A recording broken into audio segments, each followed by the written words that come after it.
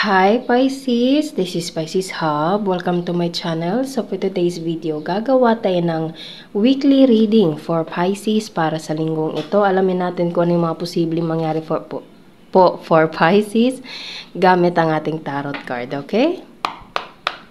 Reminder lang po nito ay general reading Pisces. So, pwede pong mag-resonate sa'yo, pwede pong hindi.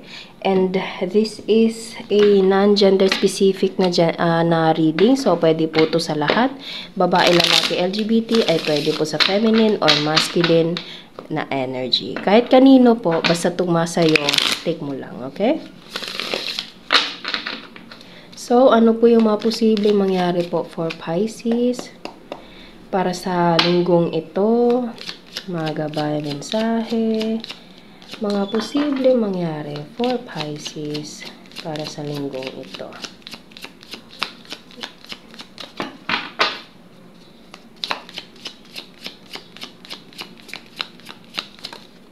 Ayun, there's a Page of Swords.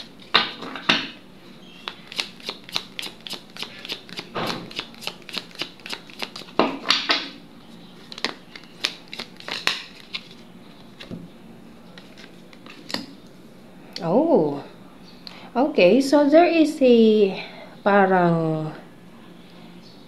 someone na nasa malayong lugar, Pisces, or pwedeng, there's something na information, stalking, okay?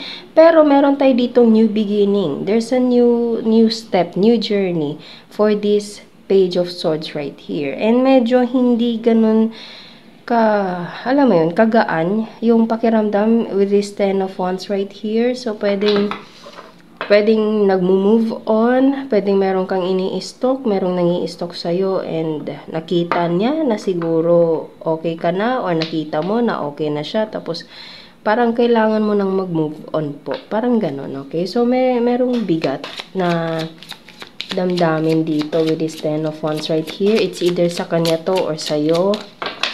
And Page of Swords, it is someone na parang getting an information, researching, pwede ding stalking, okay? And the Fool is all about new beginning, new chapter, new journey, okay? So, getting out there, tama ba? So, yun. Alam kong nagets nyo na po, Pisces, okay? So, ano pa? Ano pa yung mga posible pang mangyari po for Pisces para sa linggong ito? Mga gabay mensahe para kay Pisces sa linggong ito. Queen of Wands. You're so attractive, Pisces, or you find this person so attractive with this Queen of Wands right here. O pwedeng pwedeng mahilig ka sa plants, Pisces. Pwedeng you are a cat person kasi meron tayo ditong cat. There's a sunflower right here, okay? Or pwedeng you're something like spiritual, pwedeng naniniwala ka sa mga like spiritual na bagay. Pwede din ito, tarot card, okay? So, pwedeng ganito po, okay? Or kung hindi naman, you're dealing with someone na ganito, there is someone na pwedeng nakatira sa more on like, ano ba, yung parang probinsya. Pwede pong ganon, malapit sa nature. Pwede pong ganon, okay? You find this person being happy, or this person finds you like happy, okay, doing good, doing better, okay. So, ano pa po yung mga posible pa pong mangyari po for Pisces para sa linggong ito?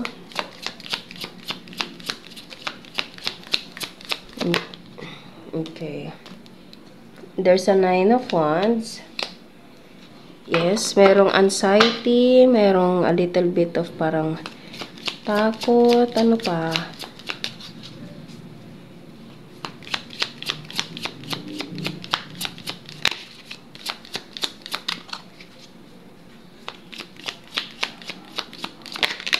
Ay, hala. Ang dami. Okay, Queen of Pentacles. Pwedeng pwedeng nag-focus ka ngayon sa pera, Pisces. Pwedeng nag-focus ka sa trabaho mo ngayon. Okay, and yun, parang kailangan, it's either this person is moving forward nagmo-move on, or pwedeng ikaw yung nagmo-move on, Pisces, okay? And after mong malaman yung mga ganito, ganyan, or after niyang malaman towards you, para siyang kailangan niya nang mag-move on, medyo a little bit of bigat, okay? Pero nababawasan naman siya with this 9 of Wands right here, from 10 to 9, okay? And mas nag-focus ka sa financial, pwedeng nag-focus itong taong to sa financial po, okay? So, yeah, parang yun yung naging sign mo or naging sign niya na, alam mo yun, kailangan mo nang mag-move on po sa kung ano man yung nangyari with this Page of Swords and the Fool right here. Okay? And 6 of Wands. Yes, there's a recognition. There's something na winning. Okay? It's either you are doing so good, so better in life. Okay? Or pwedeng ikaw yung magiging ganito, Pisces. Okay? Na after all of this rejection right here, you're doing everything. Mas nag-focus ka sa mga bagay na importante. And darating yung araw na magkakaroon ka din ng 6 of Wands. Tingnan nyo, Pisces, na 10, 9, tas naging 6. Okay? So, nababawasan yung parang bigat. Okay? And napupunta ito sa 6 of Wands, which is happiness, victory. Okay? Pwede po ganun. So, pasensya na sa background noises po, Pisces. Ano pa po yung mga message niyo po for Pisces para sa linggong ito? Mga gabay mensahe para kay Pisces. 5 of Swords.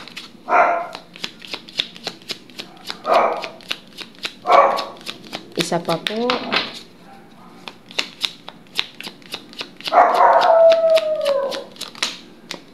Ace of Wands. Yes. And bottom of the deck is the Devil card. So, there is something like sa 6 of Wands natin dito, nasundan siya ng 5 of Swords and Ace of Wands. Okay, so it's either this past person, Pisces, will try his luck towards you. Pwede pong ganon. Okay, and he will give something or offer for you na medyo parang, parang fiery, passionate, okay? Mararamdaman mo yung init ng dala ng taong to with this Ace of Wands right here, okay? Or pwedeng, you will, like, step on your, like, power or something, like you will try something new, okay? And magagamit mo yung mga bagay, yung mga skills mo, Pisces, yung mga talents mong ganon, okay? So, may pag-upgrade tayo dito. And there's the Devil, okay? You will be out of this parang toxic situation, Pisces, toxic relationship, toxic environment, okay? Pwede pong ganun, okay? So, unti-unti, step by step, Pisces, kumbaga po. Okay? So, ano pa? Yung mga initials, random words, kung sino, or ano po yung mga konektado for Pisces. Para sa linggong ito, 5, A,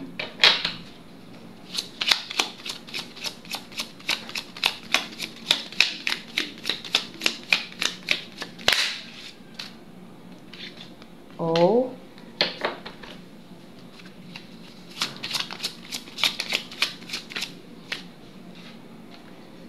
Ice. Okay, so yun po ang ating reading for Pisces para sa araw na ito. Naway nagustuhan niyo po. Huwag niyo po sanang kalimutan na mag-like at mag-subscribe po sa ating channel and click the bell button, Pisces, para ma-notify po kayo sa next videos na i-upload natin. Okay? So, thank you, Pisces, and God bless!